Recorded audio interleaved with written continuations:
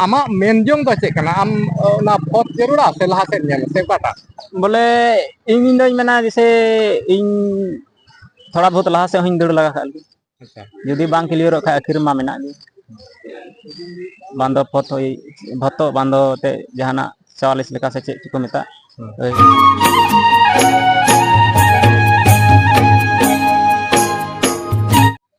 जोहार सनाम दिसम हर को और आपे पे नेल कना नवा अंतर रसी रे और तिहिन हेज कना जहाँ नोडे बुआरी जोर डाक बांग्ला रे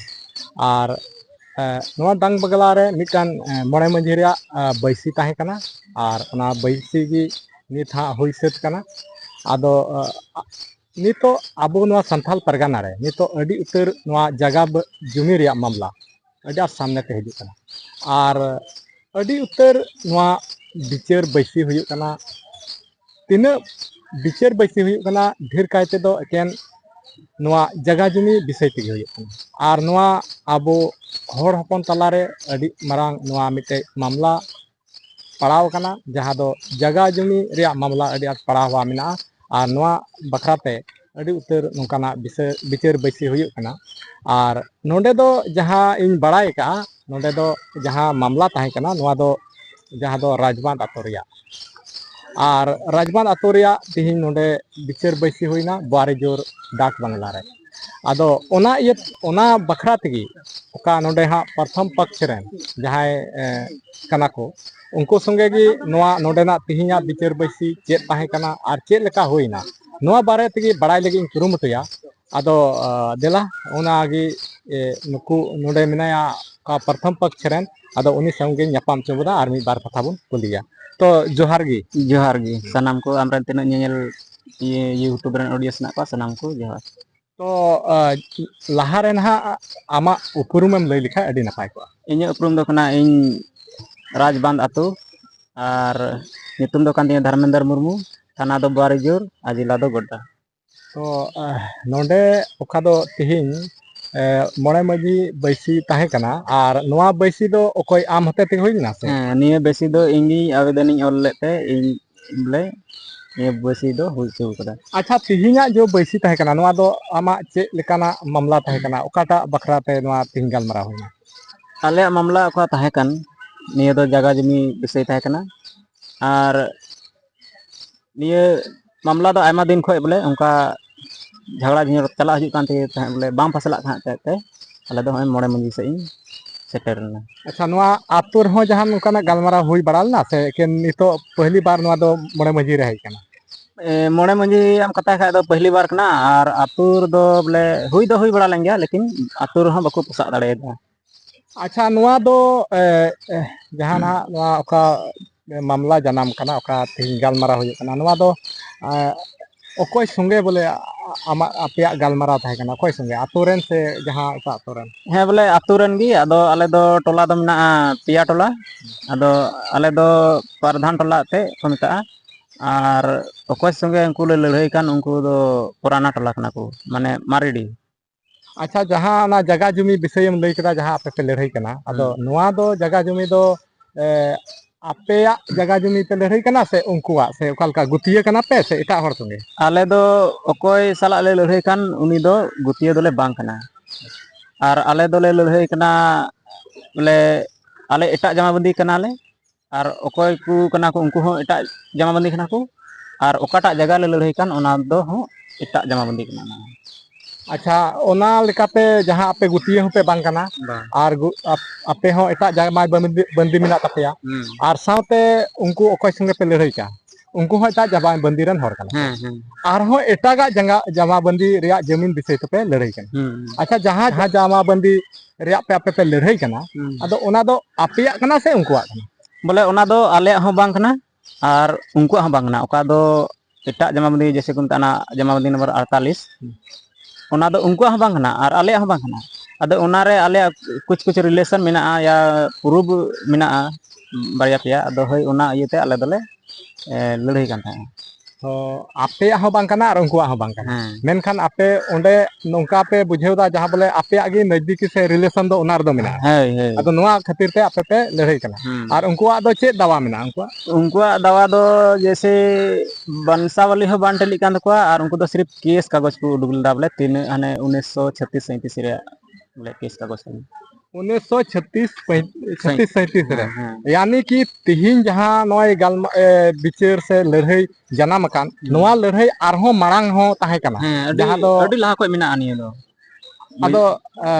ओंडेना जहां को लड़ाई लेना ओंडेना केस कागज को उदुक दान को हाँ हाँ तो उन जुखे दो फैसला लेन तको से बांग उना बाम फसला कान तकवा उना ऐसे बांग फैसला अदो जहां आपे ना तिहिन डॉक्यूमेंट्स पे शो किदा और उनकुआ डॉक्यूमेंट्स को शो किदा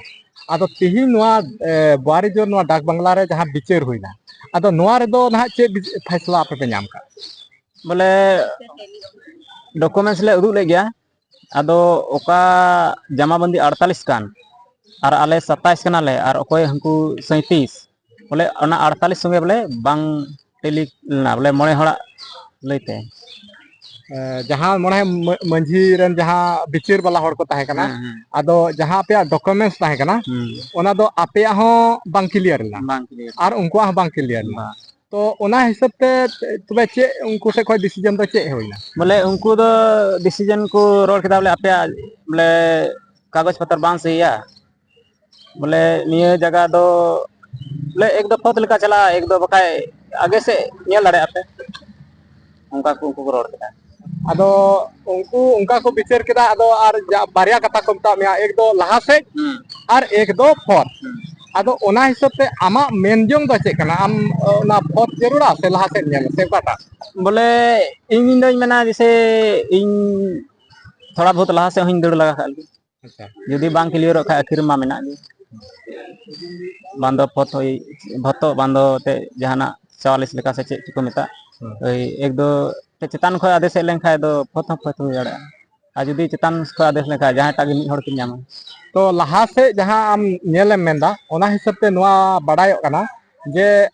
आम हो बोले पूरे विश्वास में तमा जहां डॉक्यूमेंट्स एम शो लेदा बोले जहां मेंदा आले रे नजदीकी को ताहे कना अदो ओनारे आम पतिय में तमा साले सरीना गे अपेरन हड़ गे को उनको को ताहे कना बोले हल्का हल्का हल्का पतियो दो चे सेना गे पतियो ताहे कान तिnye ते ओनारे आले रेन का मूल हड़म ना पिथु बोले पिथु गी उनी गोय भांडन अचू कदिया जैसे भांडन एम कंदा से असुल गोय कदिया और भोज हो एम कदा टोलारेन एम का को और जैसे ना मोटेशन हुईलना ओना रहो चेल का पहिल बंसावली बनाव कना उनका गे निथले बनाव दा उनका गे तो पे बना हां उनका गे ले बनाव दा तो आमा डिसीजन दो आरो लहा से पे हां नेला अदो तिहिन मोड़े मंझी हुईना मोड़े मंझी तो गपा आरो दाराय दम ना 10 मंझी से हुयुआ हैं उनका चांस नामो का तो हुई गया से आरो थोड़ा एंते लहा से जहां मेन केदा लहा से दो ते मान ले मोड़े मंझी उनका आरो बड़ाय हड़ इन सेंद्रा को जदी मिना को से जानकारी वाला हड़ मिना को खाय से बुद्धिजी उनका मिना को खाय जरूर आरो डहार उनको को लया तो नोआ आधार ते नियन बुझाव किया बोले जहां दो आमा जो नोडे फैसला होइना नोआ दो पूरे पूरी संतुष्टि दो बांग होइना हां बांग तो ने निये ताहे कना जहां नुई प्रथम पक्ष और दोसार पक्ष अदो आपे ओकय को पे लड़ाई कना उनको दो ओकय को कना उनको दोसार पक्ष दो ते नोआ टोला रे उनको दो जमाबंदी नंबर नितुम ना चे को कान तको नितुम दो ओका नितो एते इन आवेदन इन ऑल ले उनको दो कना को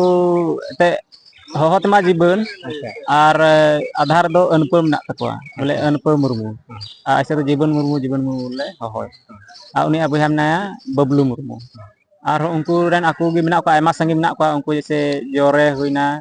उनी हो जोरे दो ऐसे को मेता बाना और नितुम दो कांता देवनारायण मुर्मू और उनी टेटे को मेता खान उनी हो कांता अनुपम मुर्मू उनी दो टेटे हजे बोले को होय अच्छा तो नोआ ताहे कना जहां दो प्रथम पक्ष रे बयान आपे पे ओड़े ओड़पा पे आंजम केदा और जहां तिहिना बैसी रे डिसीजन होइना नोआ हो पूरे डिक्लियर बांग होइना जहां दो नुकुआ डॉक्यूमेंट्स जहां को जमाल दा ओनारे उनको बाको बुझेव दाड़ेदा जहां तिहिना मोड़े मंझी रेन बैसी रेन गखुड़ को और ओना लेकाते नोआ जगह दो उनको फोत रे को मेन केदा और नुया लय लेकाते आरहों मिट कथा लेकाते लाहासे नुकु हर को उदु आकवा आदो नितो ना दोसार पक्ष रे आरहों उनको बयान बन आजमा और उनको ना चेक को मेन अचोइदा नुआ हो आबो ओड़े ओड़पा उनको से को बन बुझेवा और नुया आधार ते आपे कमेंट करते हो जरूर पे लय तबना और साउते जहां उनको बयान दोसार पक्ष उनको बयान आंजम करते पे कमेंट करते जरूर पे लय तबना और नुका गे अब अंतर आरसी चैनल रे ग्राउंड रिपोर्ट लेकाते हमेशा तत्पर तहना सारी सारी कथा आपे को तलारे नुई अंतर आरसी सदर अपया मा तीन दो इनगी आरहों लाहासेया हंगवा पक्ष दोसार पक्ष रे बयान तंगी तला रे बन तहना मा सनाम को जोहार।